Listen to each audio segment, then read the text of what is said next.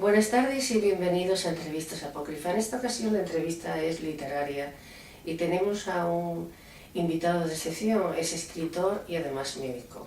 Alberto Infante ha escrito aproximadamente como unos 8 libros publicados, 3 de relatos, una novela y 3 libros de poesía. Si no me equivoco, perdón, 4 libros de poesía. Le damos la bienvenida. Muchísimas gracias, Alberto, por permitirnos hacer esta entrevista. Muchas gracias, Ana. Y desde luego sé que es una persona muy ocupada.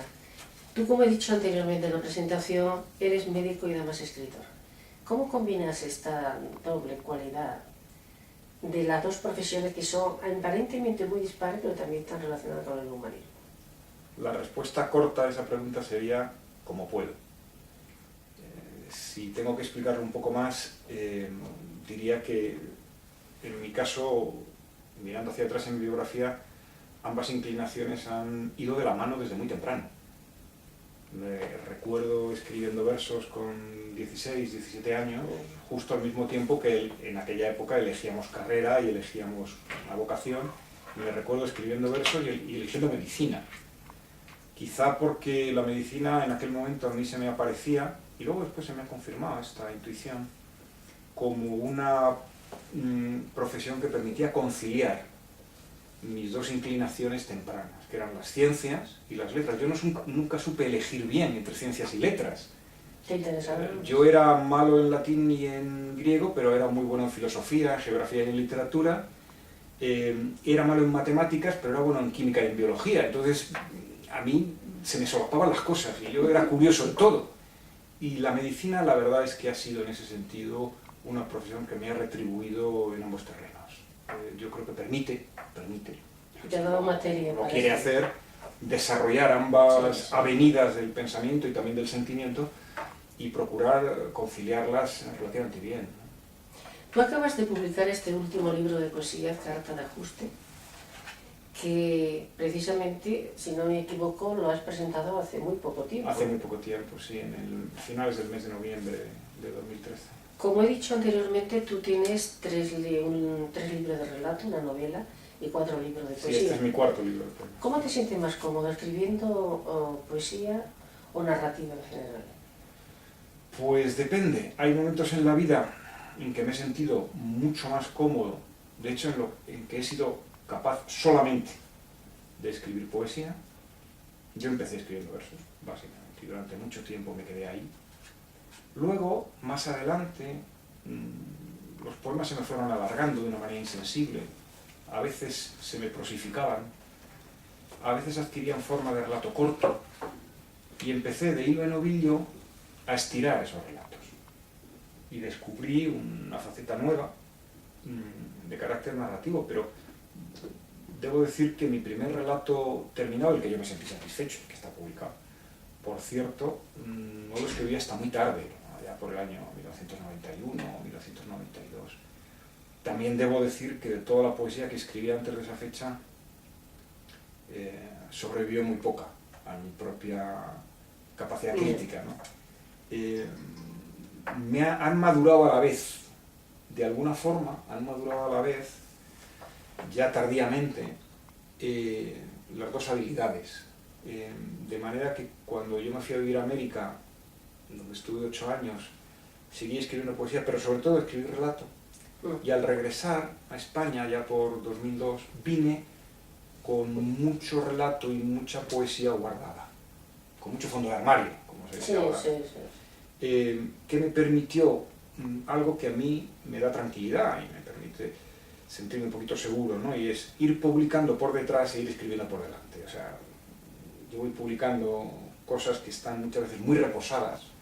De tiempo atrás. Claro, que por supuesto antes de publicar reviso, actualizo, en fin, añado cosas, contextualizo el momento presente, porque yo soy escritor lento y sobre todo soy crítico muy ácido de mí mismo y de otros. Procuro no hacer sangre y sobre todo procuro llevarme con la gente, pero en mi fuero interno me despellejo bastante y no soy tampoco particularmente bien pensante respecto a lo que otros escriben. Y claro, me autocensuro mucho. Por tanto, publico una fracción pequeña de lo que escribo. Tú lo dices en tu página web, que tú siempre has escrito mucho para Rato Más, Y has publicado prácticamente, tenías antes el pensamiento de publicar poco y ahora estás cambiando poco a poco. Ahora estoy publicando algo más de lo que yo Sí. creía.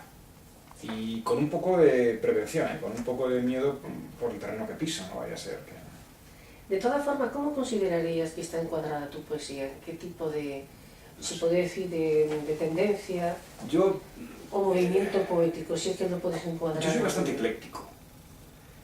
Para empezar, en el caso de a mí me parece que los poemas tienen que tener cada uno de ellos vida propia. Uno puede escribir lo que quiera, estaría bueno, y disfrutar escribiendo, y yo lo recomiendo.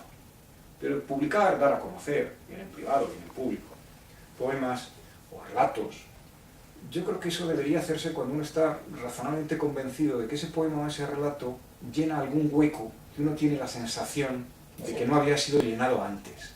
Los críticos dirán si esa sensación es acertada o no, pero cuando uno tiene esa sensación es cuando uno debería, creo yo, darlos a conocer, de un modo u otro. Claro, eso toma tiempo, eso obliga a dejar las cosas descansar, a revisarlas mucho,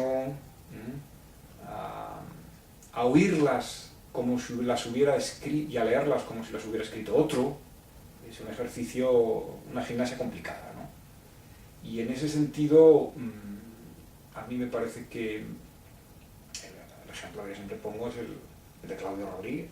Claudio Rodríguez ha pasado como un icono de la poesía, con razón, española del siglo XX, y escribió 5 libros, uno en cada etapa de la vida, como aquel que dice. Sí, bueno, la pues esto es lo que esto es. Todavía menos escribió Jaime Gil de Viedma, o al menos publicó Jaime Gil de Viedma, ¿no? No, tenía la obra muy extensa, pero publicó menos. Publicó poco. Bueno, yo soy un poquito de esa tendencia. Eso en primer lugar. Por lo tanto, cada poema se tiene que sostener. Después, armar un libro es otra película. Uno arma un libro cuando un conjunto de poemas le dan a uno la impresión de que responden a algo común. Sea este algo evidente o menos evidente. Pero para el autor tienen un nexo. Eso es un trabajo adicional, por lo menos en mi caso es un trabajo adicional, que toma además un tiempo adicional. Y en conclusión, quizá yo empecé más vinculado a la poesía de la experiencia y he terminado también por mi propia estancia en Estados Unidos muy influido por la poesía norteamericana contemporánea. A mí me parece, afortunadamente últimamente ya más conocida en España, pero hasta hace poco conocida, y sin embargo muy potente. Es una poesía que incorpora muchas cosas, incorpora elementos del periodismo, incorpora elementos de la psicología, incorpora elementos del estructuralismo lingüístico, incorpora elementos históricos. Es una poesía que compone productos poéticos muy polivalentes con materiales de diverso origen, donde la gracia poética y donde la originalidad poética cuentan mucho. Ser original en poesía a mí me parece un valor.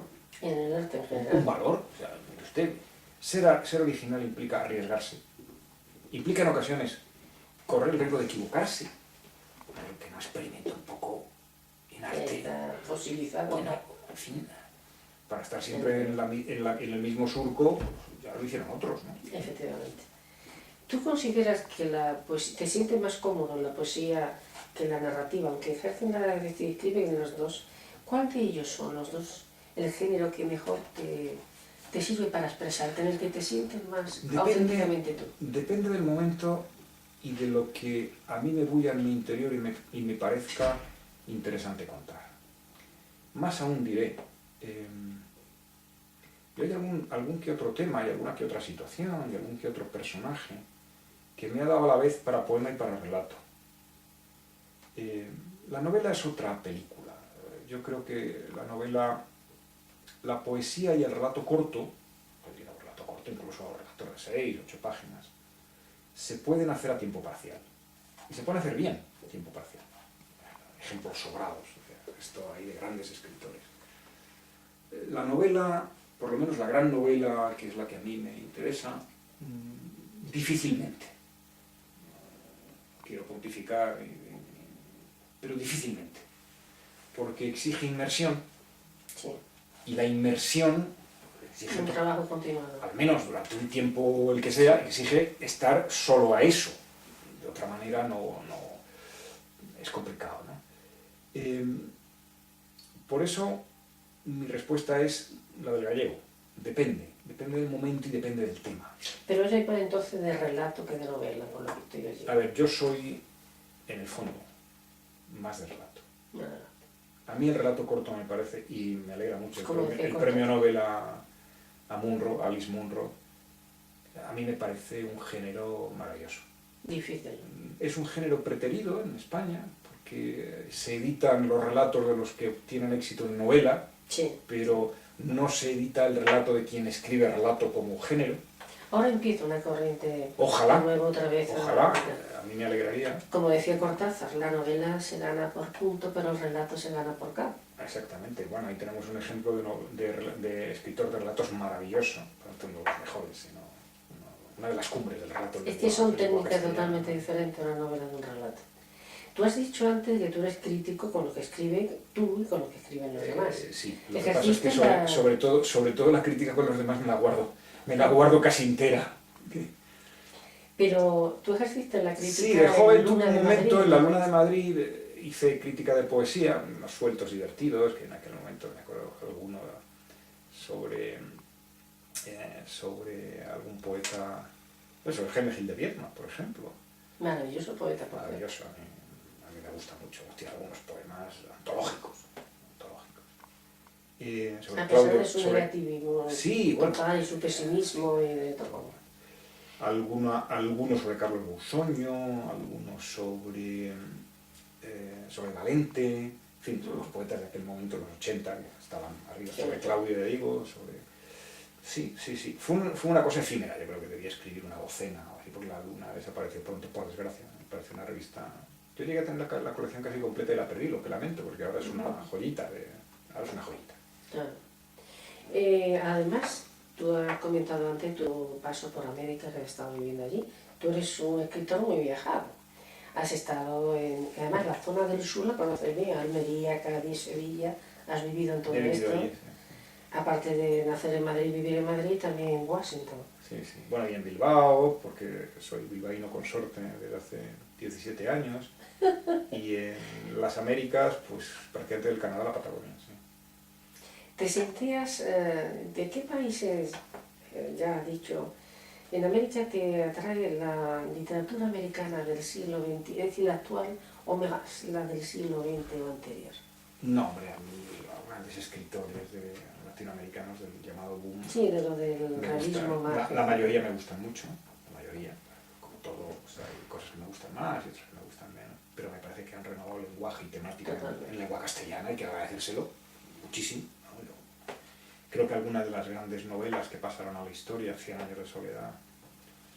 y el coronel no tiene quien le escriba. El coronel no tiene quien le escriba. Que el propio García Márquez decía... El amor en los tiempos del cólera. También. García Márquez comentaba que por el coronel no tiene quien le escriba, a él se hubiera dado a sí mismo el premio Nobel. Bueno, sí, ya cada uno, en fin, la modestia es una pequeña novela, pero es una muy extendida. Entre escritores la modestia se sabe que es una virtud extendidísima. Pero vamos, hay grandes escritores, aparte de Gabo, ¿no? Y aparte de Marito, yo creo que Onetti... ¿Y de los norteamericanos? ¿Cuál era? Madre